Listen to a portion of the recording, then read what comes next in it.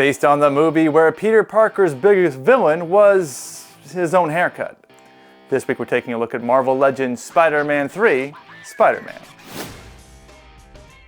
An awkward, dopey pushover, Peter Parker comes in contact with an alien parasite. Instead of being quick to aggression, this symbiote gives him an unearned confidence, somehow making him more of a dork. So, if you ever need anything, just please feel free to call. I'll give you all of my numbers. A self-driving costume, this symbiote swings around the city whenever Peter needs a nap. What starts as a sleek upgrade quickly becomes a toxic influence. Mary Jane! Why did you do that? Accessories! Does this purse go with my bra, bruh? Spider-Man comes with a set of thwipping hands, a right wall-crawling hand, a left slapping hand, and a set of sand-punching hands.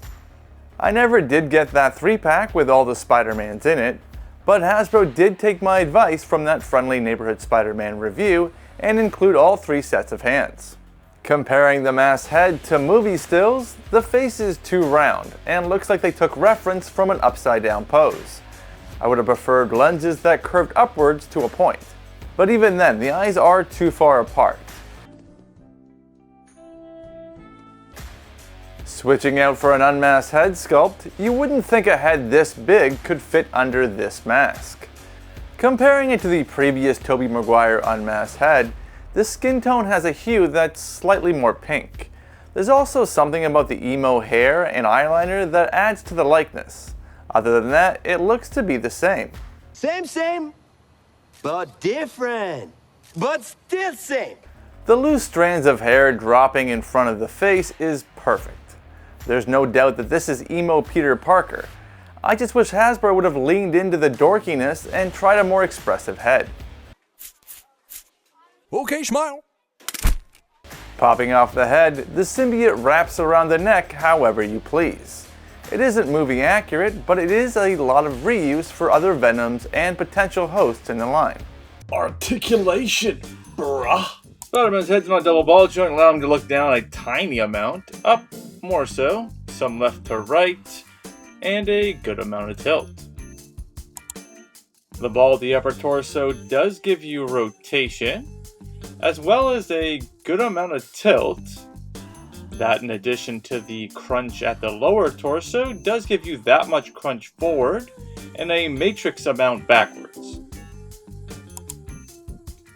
The arms rotate all the way around. There is a bicep swivel, a double jointed pinless elbow, arms ball and hinge all the way up, hands rotate, hinging down and up. Legs kick up, out, well, not great for a Spider-Man, even with that drop-down hip. There is an upper thigh swivel, a pinless double-jointed knee. There's no boot swivel, feet do hinge down, hinge up, and rocks like questionable online hitchhiking. Hot damn, I never rode a convertible before! Is that right?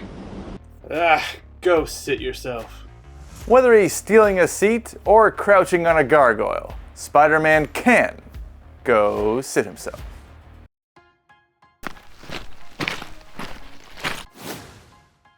Alright, starting off, we've got the OG red and blue colors. Here's the Tobey Maguire Spider-Man. And listing off the number of reasons why he doesn't hate Mondays, here's Andrew Garfield's Spider-Man. And he isn't from Holland, isn't that weird?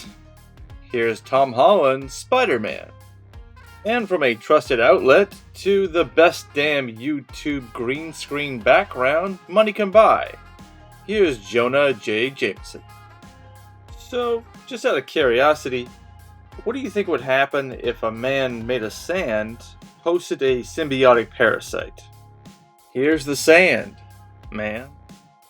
You know, if Eddie Brock ever walked down the street with this dorky, unearned confidence, I feel like Venom would have him punch himself in the face.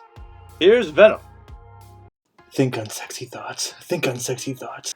The slick, black Spider-Man suit increases his spider abilities and somehow makes him way worse in social settings. Sir! Get your filthy hands off of her! Thankfully, the silver line work came out clean. Any line off the mark would have been real obvious with the black suit having a much higher contrast than that red and blue suit. Look at that. Steady as a rock. Yeah, but I shoot with this hand. The butterfly joints gives you more articulation than your average Marvel Legends, but still feels restricted. Speaking of restrictions, Bully Maguire can barely look up or down, limiting the amount of poses. Luckily, the ball joint and inverted ab crunch picks up some of the slack and has all the dexterity you'd need in a Spider-Man figure. Even the baby bump that was so prevalent in the red suit isn't as noticeable here. It rides up in the crotch a little bit too. You know, despite how great the unmasked head sculpt is, you're more than likely gonna pose him on the shelf with his mask. Which asks the question, does the emo head fit on that new pinless suited body? The short answer is yes. I mean, the skin tone isn't an exact match, but I'd be surprised if we don't see that somewhere down the line with pointer fingers. Does it come in black? Not to go on and on about the unmasked head sculpt, but it's frustrating that Hasbro didn't bother to add a hand to hold the mask for that maskless look. From toe articulation to lazy symbiote effects, and even the wide-eyed mask. There's a lot Hasbro could have done to make this more than a simple repaint. Luckily, Crafty Gecko Customs had an unfriendly neighborhood set on Etsy. Inside there's a lot of the same accessories that I bought with the previous friendly neighborhood Spider-Man. So if Hasbro can do repaints, why can't Crafty Gecko Customs? Included is a set of finger gun hands to recreate that popular Spider-Man meme or simply harass pedestrians walking down the street. There's also a set of stretching Symbiot hands, which, in addition to the Symbiot accessory that comes with the figure, allows you to recreate the scene in the bell tower where Peter is trying to tear off the suit.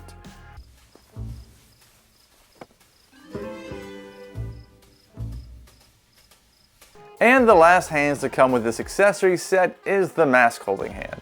It's one piece with the mask sculpted to the hand. The paint and the shade of black matches the figure but looks odd in any position but down. All the hands have pegs that fit securely into the wrist, no problem. Although I should warn you, none of the hands have hinges. Not that they really need them. The mask head fixes the eyes to make it more screen accurate, but what I didn't notice from the promotional material was how small the head sculpt is compared to the body. It would be better suited for an import figure like Mafex or SH Figure Arts.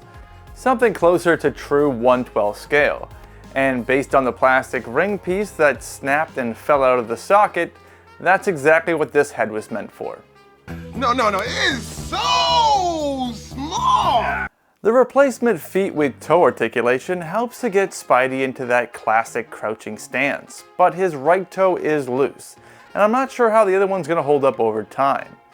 It's also not as easy as popping off a hand or a head, having to heat up the inside of the feet to remove them, which if you're not used to is an unsettling feeling, praying that the peg doesn't stretch or break. I don't want the responsibility. From there, it's a matter of quickly heating up the holes in the new feet and plugging them into the pegs. I use the boil and pop method to remove the feet and a hairdryer to heat up the new feet with the toe articulation. But as always, mod at your own risk. And while the accessory pack does give you a lot of options, it also highlights the glaring issues with this release. The unmasked head sculpt lack of expression made even more apparent with the symbiote effects. Peter looks less like he's fighting off an alien parasite and more like an alien parasite is fighting to get away from him. Get out! Take your stuff! Get out! This is my house! If you're a fan of any of these Crafty Gecko custom accessories, head over to Etsy and check out Zach's work. I think he's taking a bit of a break right now, but he'll be back. You know, even with the additional Symbiot accessory, I'm still not that excited about this release. But I am excited about what this release could mean. Are we going to get a Sandman in his traditional colors? How about a half screaming head from that scene where Spider-Man pushes him into the train? Hell, make it a maximum figure and give us a bunch of different sand constructs. And while it is mostly Sandman that I want from this Spider-Man 3 movie, this potentially opens up a door to a bigger sandbox to play in. Peter. Parker! Miss Brent! That's not the position I hired you for. So, if you own that classic friendly neighborhood Spider-Man, do you really need this black suit Spider-Man? Yes. How else are you supposed to recreate that Spider-Man 3 movie poster? So, to sum up my thoughts with more thoughts, the Marvel Legends Spider-Man 3 figure is everything the movie tried to be. It's sharp, it's detailed, the articulation does the job, and the suit still looks iconic after all these years.